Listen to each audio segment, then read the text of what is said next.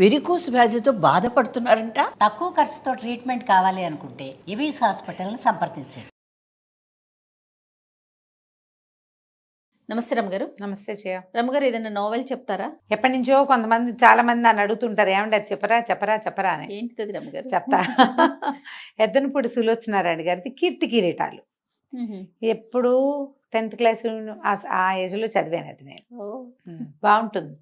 అయితే ఈ కీర్తి కిరీటాలు ఒక డిఫరెంట్ స్టోరీ. దాదాపుగా ఇలాంటి కొన్ని కథలు మనకు తెలుసు.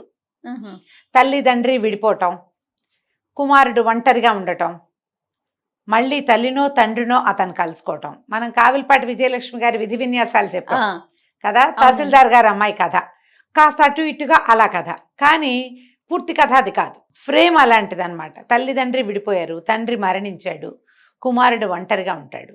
ఈ అబ్బాయికి చిన్నప్పుడే ఒక పెళ్లి సంబంధం కుదిరి ఉంటుంది. అది లాస్ట్ మినిట్ దాకా చెప్పకుండా ఉంచుతారు. ఎంత క్లాస్గా ప్రజెంట్ చేస్తారంటే కీర్తి కిరీటాలు చాలా బాగుంటుంది. చదవాల్సిన నవల అనమాట అది. అందులో ఉన్న హీరోతో ప్రేమలో పడని వాళ్ళు ఎవ్వరూ ఉండరు. వాడిని హ్యాండ్సమ్గా సూపర్గా అట్లా చూపించరు. ఒక అండర్ టోన్లో ఉండేటువంటి ఒక సాధారణమైన క్యారెక్టర్, కానీ మంచి వ్యక్తిత్వం ఉన్న కుర్రాడు కనపడతాడనమాట మనకి. తేజ అతని పేరు. ఫస్ట్ కథ ప్రారంభమే ఒక డ్యాన్స్ ప్రోగ్రామ్కి ఆ తేజ రావడాన్ని చూపిస్తారు. ఇందులో ఒక ఇతని తల్లిదండ్రి, బేసిక్ స్టోరీ చెప్తున్నాను నేను. తల్లిదండ్రి శాంతినికేతన్లో ఉండగా ప్రేమించుకుంటారు. తల్లేమో సింగరు, తండ్రేమో ఆర్టిస్ట్, చిత్రకారుడు. ప్రేమించుకుంటారు. ఈ తండ్రి ఒక పల్లెటూరికి చెందిన ఒక ఏమనాలి సనాతన సంప్రదాయ కుటుంబానికి చెందినవాడు. తల్లేమో సిటీకి హైదరాబాద్కి చెందిన ఒక వ్యాపారవేత్త కూతురు. ఈ మనం కాలేజీల్లోనూ అక్కడ వాళ్ళ కుటుంబ నేపథ్యాలు అవి బయటికి రావు. ఏ పెళ్ళిళ్ళైనా ఇలాగే ఫెయిల్ అవుతూ ఉంటాయి. ప్రేమ పెళ్ళిళ్ళు, ప్రేమించిన పెళ్ళిళ్ళు ఫెయిల్ అయ్యేది ఏంటంటే బేసిక్ పెళ్ళిళ్ళు అయ్యాకే ప్రేమలు ఫెయిల్ అయ్యేది. ఎందుకంటే వీళ్ళిద్దరి బ్యాక్గ్రౌండ్స్ వేరు, ఒకళ్ళతో ఒకళ్ళు అడ్జస్ట్ అవ్వలేరు. కుటుంబాలతో అడ్జస్ట్మెంటే కష్టం. ప్రేమ పెళ్ళిళ్ళలో పెద్ద సమస్య అదేగా కనపడుతుంది. దీన్ని 70s చూపించారు ఆవిడ. ఏనాటి 70 అమ్మా మరి కదా. ఎంత బాగా రాస్తారంటే బా సూపర్. అయితే వీళ్ళిద్దరూ ప్రేమించుకుని పెళ్లి చేసుకుంటారు. ఒక పిల్లవాడు కలిగాక వీళ్ళ మధ్య అనుబంధం పెరిగిపోతుంది. ఆ అమ్మాయి ఎప్పుడూ ఆ పల్లెటూరు వెళ్ళి ఉండదు పెద్దగా. ఏవో కొంచెం అయిష్టాలు. ఆయనకు ఒక చెల్లెలు ఉంటుంది, ఆవిడకి పిల్లలు లేరు. ఈ పిల్లవాడు పుట్టినప్పుడు ఈ పిల్లాడు నీ కొడుకే అని ఆయన అన్నయ్య అన్నట్టు. ఒకవేళ ఆ ఊరు వెళ్తే పిల్లని ఆడపడుచు లాగేసుకుంటుందని ఇవేం పెద్ద పెద్దగా చూపించరు, సింపుల్ వాక్యాలతో కనపడుతుంది. ఆడపడుచు లాక్కుంటుందేమో అన్న భయం ఈవిడికి. పిల్లని సిటీలోనే ఉంచుతారు. ఆ అమ్మాయి తండ్రికి చాలా అయిష్టం అల్లుడంటే. తను ఆర్టిస్ట్గా నిలదొక్కుకోలేకపోతున్నాడని ఏవో అడ్వర్టైజ్మెంట్స్కి రకరకాల ఫోటోలు, ఆ ఫోటోలని పిక్చర్స్ వేయమంటారు, న్యూడ్ ఫొటోస్ వస్తాయి. అతను అవి వేయలేకపోతాడు, కాంప్రమైజ్ కాలేకపోతాడు. ఆర్టిస్టులు కాంప్రమైజ్ కారు పాపం. వాళ్ళకేవో ప్రకృతి చిత్రాలు అవి ఇవి వేయాలని ఉంటుంది. పిచ్చి బొమ్మలు వేసి డబ్బులు సంపాదిస్తే కానీ డబ్బు వచ్చే మార్గం కనపడదు. అత్తవారింట్లో ఆయన ఇమడలేకపోతాడు, ఇంటికి వెళ్ళిపోతాడు భార్యను వదిలిపెట్టి. ఆ అమ్మాయి అతనితో పాటు వస్తుంది. ఆ పిచ్చి బొమ్మలు నేను వేయలేనంటాడు. చివరికి ఆయన సూసైడ్ చేసుకుంటాడు. ఈ అమ్మాయి వీళ్ళు డివోర్స్ తీసుకుంటారు, ఆయన సూసైడ్ చేసుకుంటాడు. ఈ పిల్లాడిని ఆవిడే ఉంచుకుంటుంది, కానీ ఈ లోపల ఆవిడ ఇంకొక వివాహం చేసుకుంటుంది. అంతకుముందు వాళ్ళ ఇంట్లో తనకి డ్రైవర్గా ఉన్న ఆయన మేనేజర్గా మారి ఆవిడని పెళ్లి చేసుకుంటాడు. ఆవిడ సింగర్గా చాలా మంచి పేరు తెచ్చుకుంటుంది. ఒక 9-10 సంవత్సరాల పిల్లాడు. ఈ పిల్లాడిని ఒక ఫ్రెండ్కి అప్పచెప్పి వెళ్తుంది. ఫారిన్ వెళ్తుంది. వెళ్తే ఆ ఫ్రెండ్కి ఒక కూతురు ఉంటుంది, చిన్నపిల్ల. ఆ ఫ్రెండ్ పిల్లాడిని సరిగ్గా చూడదు. వాడు తల్లి మీద బెంగతో అనారోగ్యంతో దిగనాసెళ్ళిపోతాడు. పిల్లవాడు ఇట్లా మరణాసన్న స్థితికి వచ్చేసరికి ఆ తండ్రి మరణించాడు కదా, ఆయన సూసైడ్ చేసుకుంటే తాత వచ్చి పిల్లాన్ని తీసుకెళ్ళిపోతారు. చాలా కష్టపడి ఆ పరిస్థితి నుంచి పిల్లవాడిని బయటపెడతారు. పెద్ద ఆయన మేనత్త ఇద్దరు కలిసి పిల్లవాడిని ఎట్లాగొట్లా రెక్కొనేలాగా చేసుకుంటారు. కానీ ఆ తల్లి బెంగ అతని లోపల అలా ఉండిపోతుంది. 9-10 సంవత్సరాల పిల్లాడంటే తల్లి ఎంత బాగా తెలుస్తుంది. బాగా తెలిసి ఉంటుంది కదా. తల్లి తనతో లేదన్న ఆ కష్టాన్ని మోసుకోలేకపోతాడు. ఆవిడ ఇంకా అక్కడే ఉండిపోతుంది. ఆవిడ ఫారిన్ లో ఉండిపోతుంది. ఫారిన్ లోనే ఉంటుంది. కొడుకు బాగున్నాడు అనుకుని ఫ్రెండ్కి డబ్బులు పంపిస్తూ ఉంటుంది. ఆ ఫ్రెండ్ ఏం చేస్తుంది, పిల్లాడినేమో వదిలేసింది, డబ్బులు మీ పిల్లాడు మాత్రం పారిపోయాడని, వీడు బుద్ధిగా లేడని, వీడు సరిగ్గా లేడని, వాళ్ళ తాత వాళ్ళు తీసుకుపోయారని, వాడు పల్లెటూరు బయటుగా ఉన్నాడని, వాళ్ళు వినలేదని, మీ ఆడబడుచు లాగేసుకుందని ఏవేవో మాటలు చెప్తుంది. డబ్బు మాత్రం ఆవిడ దగ్గర నుంచి బాగా లాగేస్తుంది. ఈవిడ ఎవరితోటి డ్రైవర్ని పెళ్లి చేసుకుని వెళ్ళిందో అతనికి ఒక కొడుకు ఉంటాడు. ఆ డ్రైవర్ ఏం చేస్తాడు, ఈవిడ సంపాదన పర్రాలు, గొప్ప పేరుంది కాబట్టి పెళ్ళానికి విడాకులు ఇచ్చి లేదా పెళ్ళాన్ని వదిలేసి ఆవిడ చచ్చిపోయేలాగా చేసి కొడుకుని తీసుకుని వెళ్ళిపోతాడు ఫారిన్. ఆ పిల్లాన్ని ఈవిడే పెంచుతుంది, సవితి కొడుకుని. వాడు పరమ వెధవలా తయారవుతాడు. ఈవిడ వల్లే మా అమ్మ అన్యాయం అయిపోయిందని వాడికి ఉంటుంది. తల్లిగా ఏం పెద్దగా ప్రేమించడు, మమ్మీ అంటాడు కానీ నోటితోటే అది. వాడికి ఏం ఆసక్తి ఉండదు, వాడు ఒట్టి దౌర్భాగ్యుడు. కానీ ఆవిడ కొడుకుగా చెలామణి అవుతాడు. ఆవిడ వాడితో పాటు ఇండియా వస్తుంది. ఈ పల్లెటూరులో ఉన్న తన కొడుకుని కలుసుకోవాలని ఆవిడ కోరిక. ఈ కుర్రాడు, ఈ పెంపుడు కొడుకున్నాడుగా, వాడు పండివాడు. ఈవిడ ఉత్తరాలు రాసి పంపిస్తుంది ఆ ఊరికి ఉత్తరాలు రాసి పంపిస్తుంది. ఆవిడ ఏ ఉత్తరం రాసినా ఆ కొడుకు ఒప్పుకోడు దానికి. నన్ను వదిలిపెట్టి వెళ్ళిపోయింది, ఎందుకు ఆవిడతో వెళ్ళాలి, వాడికి తల్లి కావాలని ఉంటుంది. కానీ ఒక ఉక్రోషం, నా అమ్మ నన్ను వదిలేసిందని. ఒకసారి వచ్చి కనపడమని ఉత్తరం రాస్తే బుట్ట దాఖలు చేసేస్తాడు, దాన్ని వెళ్ళడు. ఈ నేపథ్యంలో జరుగుతుంది కథ. ఎంత ఇంట్రెస్టింగ్ గా వెళ్తాను చూడు. నేను ఎక్కడో మధ్య పేజీల్లో నుంచి ఇదంతా ముందుకు లాక్కొచ్చానమాట. కథ గమనం ఇలా ఉండదు, కానీ ఇదే కథ. అక్కడి నుంచి ఏమవుతుంది, ఇప్పుడు ఈవిడ ఫ్రెండ్కి ఒక కూతురు ఉంది కదా, ఆ పిల్ల ఒక డాన్సర్, స్వర్ణ, ఆ అమ్మాయి పేరు స్వర్ణలత. దాన్ని కూచిపూడి మంచి చక్కటి డాన్సర్ని చేస్తుంది తల్లి. ఈ రాజ్యలక్ష్మి గారు అసలు ఈ కథానాయకుడు తల్లి, సంగీతం ఆవిడ ఇండియా వస్తుంది. ఆవిడ పెంపుడు కొడుకు పేరు కిషోర్. కిషోర్కి ఈ స్వర్ణలతకి పెళ్లి కుదురుస్తారు. ఓహో. తల్లికి ఇష్టం ఉండదు, తన కొడుకే చేసుకోవాలని ఉంటుంది, తేజాకే చేసుకోవాలని ఉంటుంది. కానీ ఈ ఫ్రెండ్ ఏమంటుంది, ఆవిడ పేరు ఏదో మర్చిపోయాను నేను, ఆవిడ పోటాడుతుంది. ఆవిడ పల్లెటూరు బయట వాడికి ఇవ్వమంటావా, కిషోర్ సమర్థుడు, మా పిల్ల డ్యాన్స్ ప్రోగ్రాంలని ముందుకు చూపిస్తాడు, ఇంకా ఫారిన్ తీసుకెళ్తాడు, నీ ఆస్తికి వారసుడు వీడు, వాడిని వదిలేసావు నువ్వు, వదిలిపెట్టే రాజు, ఇంకా దాన్ని ఎత్తుకోవద్దు నువ్వు అంటుంది. కానీ వీడికి పాసం 10 ఏళ్ళ తన కొడుకు మీదే ఉంటుంది. ఏవో ఉత్తరాలు రాస్తుంది, ఈ కిషోర్ దాన్ని కట్ చేసేస్తాడు. వాడు తెలివైన వాడు తిరుగుబోతు కూడా. ఈ అందగత్తెగా, డాన్సర్గా, సంపాదన పర్రాలుగా, రేపొద్దున భవిష్యంతా తందేగా ఉన్న ఈ స్వర్ణానికి వలేసి దాన్ని ముద్దుగా చూస్తూ దాన్ని లైన్లో పెట్టుకుంటాడు ఆ పాపని. కొన్ని రోజులు గడిస్తే ఆ స్వర్ణది ఒక ప్రోగ్రాంలో ఈ తేజ కలుస్తాడు. ఈ స్వర్ణకి పాటలు పాడేందుకు ఒక సావిత్రి అని ఒక సింగర్ ఉంటుంది. ఆ సావిత్రి భర్త ఈ తేజ వాళ్ళ బంధువుల అబ్బాయి, వాళ్ళ ఊరు అబ్బాయి అనమాట. తమిళ అబ్బాయిని ప్రేమించి పెళ్లి చేసుకుంటాడు. వాళ్ళని చూడ్డానికి వస్తే ఆ రోజు ఈ డ్యాన్స్ ప్రోగ్రాంకి రావాల్సి వస్తుంది. అతనికి ఈ అమ్మాయి తెలుసు, ఆ అమ్మాయి ఎవరో తెలుసు, ఆ అమ్మాయితో ఉన్నవాడెవరో తెలుసు ఈ తేజకి, తన తల్లికి ఫ్రెండ్ కూతురు అని తెలుసు. ఆ డ్యాన్స్ ప్రోగ్రాంలో ఏదో పెద్ద గలభాయి ఈ పిల్లని రక్షిస్తాడు, ఈ డాన్సర్ అమ్మాయిని తనే రక్షిస్తాడు. నేను జాగ్రత్తగా తీసుకొచ్చి దిగబెట్టిస్తాడు. ఆ రోజున ఏమవుతుంది, అమ్మాయి చెవి జూకా ఒకటి ఇతను చొక్కాకి పట్టుకుని ఉండిపోతుంది. మర్నాడు వీళ్ళంతా మాట్లాడుకుంటారు, ఆ జూకా ఇస్తారు వెనక్కి, ఇతనే నన్ను రక్షించాడని ఆయనతో ఫ్రెండ్లీగా మాట్లాడుతుంది అమ్మాయి.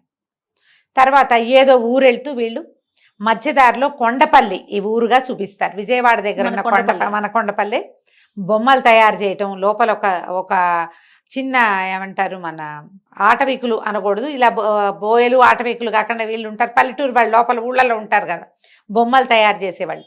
ఆ జాతి ఒక చిన్న తెగ మనుషులు, అవి చూపిస్తారు. ఈ అమ్మాయి సావిత్రి గోపాలంతో కలిసి ఈ ఊరు వచ్చినప్పుడు అతను చేసే పనులన్నీ చూస్తుంది. ఇతని మీద ఒక చిన్న ఆకర్షణ కలుగుతుంది, జస్ట్ పరిచయం. సరే, ఆవిడికి రాజలక్ష్మి గారికి తన కొడుకు సంగతి తెలుసు. వాడు ఆ ఇంట్లో ఉన్న నర్సుతోటి కూడా ప్రేమాయణం చేస్తాడు. ఈ పిల్లని లైన్లో పెట్టుకున్నాడని తెలుసు. ఒక పెద్ద డ్యాన్స్ ప్రోగ్రామ్ అరేంజ్ చేస్తారు ఈ స్వర్ణకి. ఆ ప్రోగ్రామ్కి వెళ్తూ ఉండగా రేపు మా పెళ్ళని అదని అనౌన్స్ చేసేస్తుంది అమ్మాయి. తల్లి వద్దంటుంది, నిస్తార్థమైందని అనౌన్స్ చేయొద్దు అన్నా కూడా చెప్పేస్తుంది సరదాకి. అతనేమో ఇది నువ్వు అందరికీ చెప్పాల్సిందేనని పిల్లని బలవంత పెడతాడు. అనౌన్స్ చేస్తుంది. ఒక పెద్ద యాక్సిడెంట్ అయ్యి తల్లిదండ్రి స్పాట్లో చచ్చిపోతారు. ఈ అమ్మాయికి కాలు విరిగిపోతుంది. డ్యాన్స్ ప్రోగ్రాము, ఫారిన్ ట్రిప్పు అన్నీ రెడీగా ఉన్నాయి.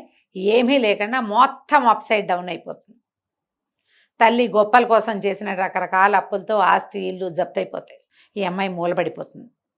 ఎవరో పింతల్లి ఇంటికి చేరుతుంది. అంతకుముందు అద్భుతమైన డాన్సర్గా అపురూపమైన బంగారు తెలాకలాగా ఉన్న పిల్ల మంచాన పడిపోయి వాళ్ళు ఎవరింట్లోనో చేరిపోతుంది. తల్లిదండ్రులు చచ్చిపోయారు.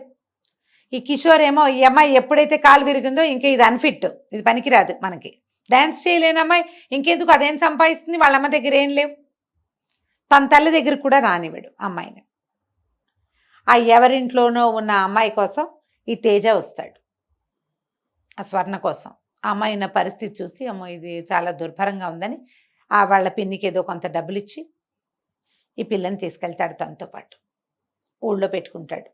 అక్కడ ఏసోబని ఎవరో ఉంటారు, ఒక లోకల్ వైద్యుడు ఒకరిని పిలిచి రోజు పాదం మసాజ్ చేయటం, మొత్తానికి ఆ అమ్మాయిని నార్మల్ చేస్తాడు. ఈ లోపల వాళ్ళ మేనత్త ఆవిడ వస్తూ ఉంటుంది, కాత్యాయిని అని ఒక క్యారెక్టర్ చూపిస్తారు. ఆవిడ తెలుసుకుంటుంది ఈ పిల్ల ఆవిడ కూతురు, వాళ్ళ అమ్మకి ఫ్రెండ్ కూతురు అని. ఆవిడ కోసం దానికోసమే చేసావా అని మేనల్ని తిడుతుంది, కానీ ఆ పిల్లని చూసేసరికల్లా మాట్లాడలేకపోతుంది. చక్కటి పిల్ల, పాపం దానికి అన్యాయం అయిపోయింది, అమ్మ నాన్న లేరు, ఈ కాలు విరిగిపోయింది, నా కాలు తగ్గాక వెళ్ళిపోతానండి అంటుంది. ఆ అమ్మాయి ఏమి ఇతనితో ప్రేమలో పడదు, ఆపేక్షగా ఉంటుంది అంతే.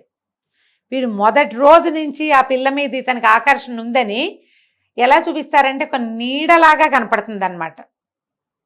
తన దగ్గరికి రానివ్వడు, కానీ అతనికి ఆ అమ్మాయి అంటే ఇష్టమని మనకు మొదటి రోజు మొదటి వాక్యం నుంచే అర్థమవుతుంది.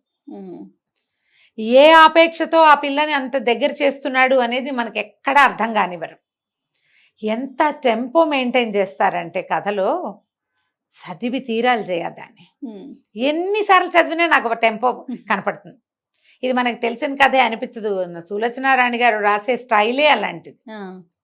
ఇది మనకు తెలుసు, మనం చదివేసాం ఆల్రెడీ, కానీ మళ్ళీ చదువుతుంటే ఇదొకటి, మీనా ఒకటి, జీవంతరంగాలు, సెక్రటరీ, శ్వేత గులాబీ, ఒకదానికి మించి ఆరాధన, ఇవన్నీ కూడా మనకి తెలిసినా సరే, అంటే నేనే అలా లొంగుతానో అందరూ అలా లొంగుతారో నాకు తెలీదు. ఎక్కడో నొప్పి పుట్టే ఒక సంఘటనకి అబ్బా అనిపిస్తుంది ప్రతిసారి. ఆ టెంపో, ఆ జిగి అట్లా మెయింటైన్ చేస్తారు, చాలా బాగుంటుంది. అయితే ఈ అమ్మాయి మళ్ళీ నార్మల్ అవ్వటం, ఇంత లోపల ఏమవుతుంది, ఈ రాజలక్ష్మి గారికి ఈ పిల్లి ఇక్కడ లేదని అదని తెలిసిపోతుంది. వాడేం చేస్తాడు ఈ కిషోరు, ఈవిడ ఈ తనకి ఆస్తి ఇవ్వదేమోనని ఎక్కడో ఒక పల్లెటూరులో పెడతాడు. ఒక నర్సుని కాపలా పెడతాడు ఆవిడకి. ఆవిడ కొంచెం మతిపోయిన నిద్రమాత్రలు వేయించేస్తాడు. ఓహో.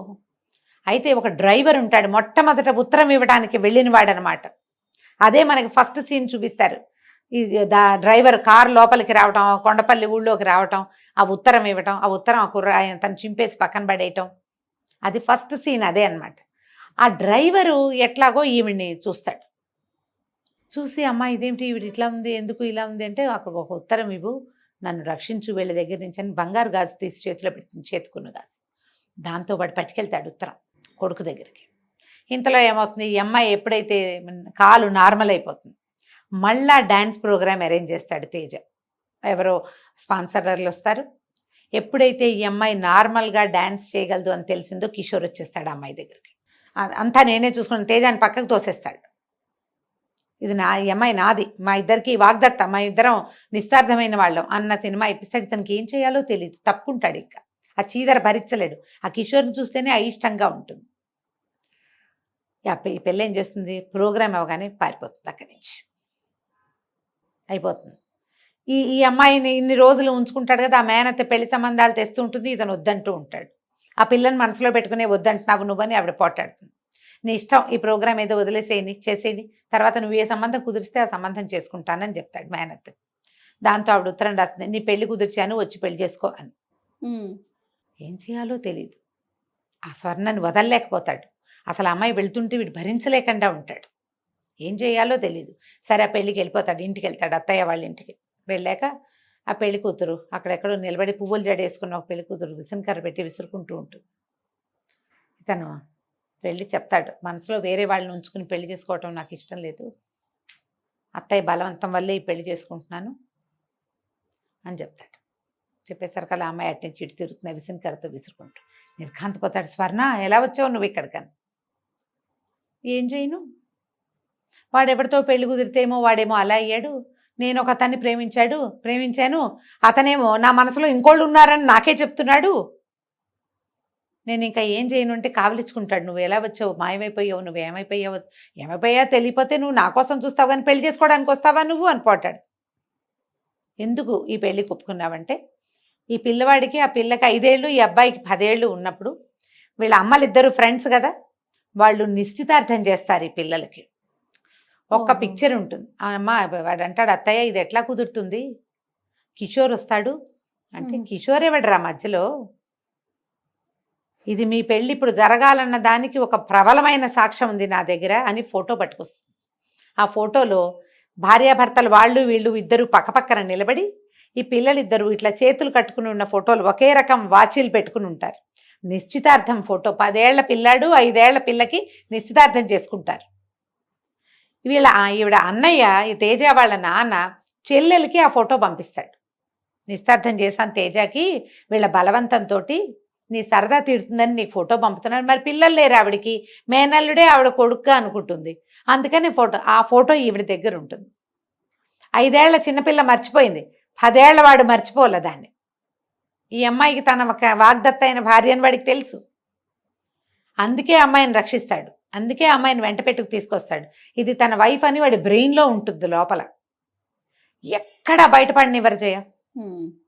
ఒక్క చోట కూడా ఆ మాట అతను ఎక్కడా చెప్పడు. ఇది ఎటుపోయి ఎటు వస్తుందో అతనికి తెలియదు. వీళ్ళిద్దరూ స్నేహంగా ఉండటం, ఆపేక్షగా ఉండటం, ఒకళ్ళ కోసం ఒకళ్ళు అన్నట్టుగా ఉండటాన్ని చూపిస్తారు. మధ్యలో అమ్మాయి నువ్వు నన్ను రక్షించావు, నువ్వు నా పాలిట దేవుడివి అంటుంది, కానీ నువ్వంటే నాకు ప్రేమ, నువ్వు లేకుండా నేను బతకలేనని అమ్మాయి అందు. కానీ అది ఫీలింగ్ ఉంది లోపల. ఎప్పుడైతే తను కిషోర్ తన దగ్గరకు వచ్చాడో అమ్మాయికి అర్థమవుతుంది, నేను కిషోర్ని భరించలేను, నాకు తేజయ్య కావాలని అర్థమవుతుంది. ఈ పెళ్లి హడావిడ అవుతుండగానే ఆ డ్రైవర్ వస్తాడు, వచ్చి ఈవిడికి చెప్తాడు, అమ్మాయికి చెప్తాడు, అమ్మగారి పరిస్థితి ఏమీ బాగుండలేదు, ఆవిడ హాస్పిటల్లో ఉంది, చచ్చిపోయేలాగా ఉంది, ఆ ఉత్తరం ఇచ్చిన ఆయన అబ్బాయిని చూడాలని అడుగుతోంది, ఒకసారి కంటితో చూస్తే ఆవిడ చచ్చిపోతుంది అనేసరికి ఏం చేస్తుంది అమ్మాయి అడుగుతుంది, ఒకసారి రా మా ఆంటీని చూడు నువ్వు అని. రావటం ఇష్టం ఉండదు, తల్లి కావాలి కానీ వద్దు. అయితే బలవంతంగానే వాళ్ళ ఫస్ట్ పెళ్ళయింది, ఆ అమ్మాయి కోరిక అదే, పెళ్లి చేసేసుకుంటారు, పెళ్ళైపోతుంది. ఆ అమ్మాయితో కలిసి వెళ్తాడు అక్కడికి హాస్పిటల్కి. ఆవిడ ప్రాణావశిష్టంగా మంచం మీద ఉంటుంది. ఆ లోపలికి వచ్చిన వాడిని చూస్తే అది కుడి బుగ్గ మీద పుట్టుమచ్చ, ఒత్తు జుట్టు, అసలు క్యారెక్టర్ని ఎంత బాగా వర్ణిస్తారంటే వాడు ఇట్లా కనపడతాడు మన ముందు 4 వాక్యాల్లో. చాలా స్ఫురద్రూపిగా కాదు, కొంత స్ఫురద్రూపిగా. ఆవిడ అయిపోయి కుర్రాన్ని చూసేసరికి విశ్వప్రసాద్ వాళ్ళ నాన్న గుర్తొస్తాడు ఆవిడకి. వెంటనే భర్తలాగానే ఉంటాడు అతను, కావలించుకుంటుంది కొడుకుని. ఇక తల్లిని వదలలేకపోతాడు. కిషోర్ వచ్చి ఈ దాసుని డ్రైవర్ని పట్టుకుంటాడు, కానీ వీడు అరెస్ట్ చేస్తాను, పిచ్చి వేషాలు వేస్తేనని వాడిని చంప పగలగొట్టేస్తాడు. మా అమ్మ నా దగ్గరే ఉంటుంది, నువ్వు ఆవిడని తీసుకెళ్ళలేవు, నువ్వు ఆల్రెడీ ఏం తీసుకున్నావో అవన్నీ నువ్వు తీసుకున్నావు, ఇంకా నీకు నాకు సంబంధం లేదు. తల్లిని వెంట పెట్టుకుని తీసుకెళ్ళిపోతాడు. ఆవిడికి అత్యంత ప్రియతమ కుమారుడు, ఆవిడకి ఎంతో ఇష్టం ఆ ఫ్రెండ్ కూతురు, ఆ బొమ్మలా ఉండే పిల్ల, అందుకని ఆ పిల్ల నాకే కావాలని నిశ్చార్థం చేసుకుంటుంది. ఆ పిల్లనే చివరికి తన కొడుకు పెళ్లి చేసుకుంటాడు. వాళ్ళిద్దరూ కలిసి ఈవిడ్ని తీసుకెళ్ళిపోతారనమాట. రకరకాల క్యారెక్టర్స్ వస్తాయి. వీళ్ళింట్లో ఒక పనివాడు కుర్రాడు, ఓ వంట చేసే ఆవిడ, తర్వాత సావిత్రి గోపాలం ఒక సింగర్ ఆవిడే, అతను అమ్మాయి భర్త, వీళ్ళిద్దరూ. అక్కడి నుంచి ఈ పల్లెటూరు వీళ్ళ తాతగారు క్యారెక్టర్ కూడా చూపిస్తారు. ఆయన కాశీయో ఎక్కడికో వెళ్తారు, చివర్లో వచ్చినట్టు తాతయ్య వస్తున్నాడు, అక్కడక్కడ తాతయ్య క్యారెక్టర్ తక్కువగా కనపడుతుంది, కానీ ఆ తాతగారి ప్రభావం ఈ కుర్రాడి మీద ఉంటుంది. ఆయన క్షమించాలి తల్లిని అని చెప్తూ ఉంటారు. ఈ అబ్బాయికి ఇష్టం ఉండదు, నన్ను వదిలేసి వెళ్ళిపోయింది అనిపిస్తుంది. పిల్లలకు ఒక ఉక్రోషం ఉంటుంది కదా, తల్లి అంటే అమిత ప్రీతి, అట్లని అలా కోపం, కష్టం, నన్ను వదిలేసింది, ఓర్చుకోలేని తనం, ఆ 2 కనపడతాయి క్యారెక్టర్లో. చాలా మందికి సహాయం చేసే, బుద్ధిమంతుడైన, ఎక్కువ మాట్లాడని, సమర్థుడైన వ్యాపారి, అలాంటి గుణాలు కలిగిన కుర్రాడుగా చూపిస్తారు. చాలా అండర్టోన్, తక్కువ మాట్లాడతాడు, ఎక్కువ మాట్లాడినట్టుగా అలా కనిపించడు. మేనత్త పట్ల బాగా ప్రీతి, ఇంట్లో పని వాళ్ళ పట్ల ప్రీతిగా ఉండటం, ఎవరైతే పనులు చేస్తారో వాళ్ళందరితోటి చాలా బాగుండటం, అసలు రఫ్గా ఒక్క సెంటెన్స్ మాట్లాడినట్టు కనపడదు ఎక్కడ. చక్కగా తీర్చిదిద్దారు. బ్రహ్మాండమైన క్యారెక్టర్. ఆ స్వర్ణ బబ్లీగా ఉత్సాహంగా ఉండే ఒక క్యారెక్టరు. ఆ అమ్మాయి పరిస్థితులకు ఎట్లా దొరికిపోయింది, తనకు ఆలంబనగా ఉన్న వాళ్ళతో ఎంత చక్కగా బిహేవ్ చేస్తుందో అది కనపడుతుంది క్లియర్గా, బాగా కనిపిస్తుంది. తండ్రి క్యారెక్టర్ ఏం లేదు, కాసేపే. రాజలక్ష్మి గారు ఎట్లా పరిస్థితుల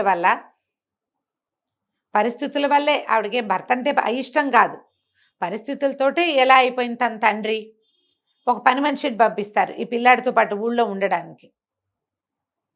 అది ఎంతసేపు వీళ్ళు మంచివాళ్ళు కాదని అట్లా అని పిల్లవాడికి నూరు పోస్తుంది. దాంతో మేనత్త దగ్గర తాత దగ్గర ఉండటానికి కూడా మొదట ఇష్టపడ్డు. వాడికి వేరే దారి లేదు, తల్లి లేదు, ఎవరింట్లోనో ఉన్నాడు. దాంతో అనారోగ్యంతో జ్వరము, పిల్లాడు కలవరింతలుగా అట్లా ఉన్నాడని ఇక వాళ్ళు పెంచుకుంటారు నిదానంగా. అతని క్యారెక్టర్ని బిల్డ్ చేసుకొస్తారు, చక్కగా ఉంటుంది. కీర్తి కిరీటాలు చదవండి తప్పకుండా అండి. పుస్తకం కొనుక్కుని చదివి బుక్ని మీ తాలూకు ఏమంటారు లైబ్రరీలో పెట్టుకోండి. అప్పుడప్పుడు చదువుకోవడానికి చాలా అంటే చాలా చాలా చాలా బాగుంటుంది. యాక్చువల్గా మామూలుగా నేను చెప్తుంటాను, మల్లాది వెంకటకృష్ణమూర్తి గారు నాకు హార్ట్ ఫేవరెట్. ఎద్దనపూడి సులోచనారాణి గారివి కొన్ని కథలు చాలా ఇష్టం, నాకు బాగా చదువుతాను. మళ్ళీ మళ్ళీ మళ్ళీ మళ్ళీ చదువుకుంటాను జయ నేను. ఏంటో చదువు బాగుంటుంది నాకు. అయితే మల్లాది గారితో మాట్లాడినప్పుడు ఆయన చెప్పారు ఆయన ఫేవరెట్ రైటర్ అట వీరు. ఓహో అని చెప్పారు ఆయన నాకు ఫోన్లో. నా ఫేవరెట్ రైటర్, చాలా స్టైలిష్గా రాస్తారు. అవును, ఆ మాట నిజం. అసలు క్యారెక్టర్ని మనకి బిల్డ్ చేసి చూపిస్తారు, కళ్ళకి కట్టినట్లు. కళ్ళకి కట్టినట్టే. ఈ అబ్బాయితో ప్రేమలో పడకుండా ఉండలేం మనం. వాడు ఒక అద్భుతమైన వ్యక్తిగా కనపడతాడు మనకి. అలాగని ఏమిటోగా చూపించరు, బ్రీఫ్గా క్లీన్గా సున్నితంగా అందిస్తారు. ఆ సున్నితమైన తేజాన్ని చూడండి. గుంటూరు కారం. ఇదే ఆ సినిమా రివ్యూస్ అప్పుడు కీర్తి కిరీటాలని తీశారు అని చాలా మంది రివ్యూలో కొంతమంది రాశారు. ఆ కథ అసలు దానికి దీనికి పోలికే లేదు. నేను చూసి దానికోసమే నాకు నెట్ఫ్లిక్స్ లేదు. యాక్చువల్గా నెట్ఫ్లిక్స్ వేసుకున్నాను ఆ గుంటూరు కారం చూడడం కోసం, ఎలా చేశారో చూద్దామని. ఏం లేదు, దానికి దీనికి పోలికే లేదు. మేనత్ ఉంది, అమ్మ నుంచి సెపరేషన్ ఉంది, అమ్మ అంటే ప్రేమ ఉంది. బేసిక్ అమ్మని భరించలేడు, కావాలి, ఆ రెండూ ఉన్నాయి. అంతే తప్పిస్తే ఇందులో చూపించిన క్యారెక్టర్కి అసలు ఆ రఫ్నెస్కి ఈ తేజ ఒరిజినల్ క్యారెక్టర్, కథలో ఉండే క్యారెక్టర్ హస్తిమస్కాంతరం కథ వేరు, ఇది వేరు, పూర్తిగా వేరే. దానికి దీనికి ఏం సంబంధం లేదు. ఒక బేసిక్ ఫ్రేమ్లో ఒక్క ముక్కని మాత్రం తీసుకున్నారు, అదేలేండి, ఒకటే ముక్క.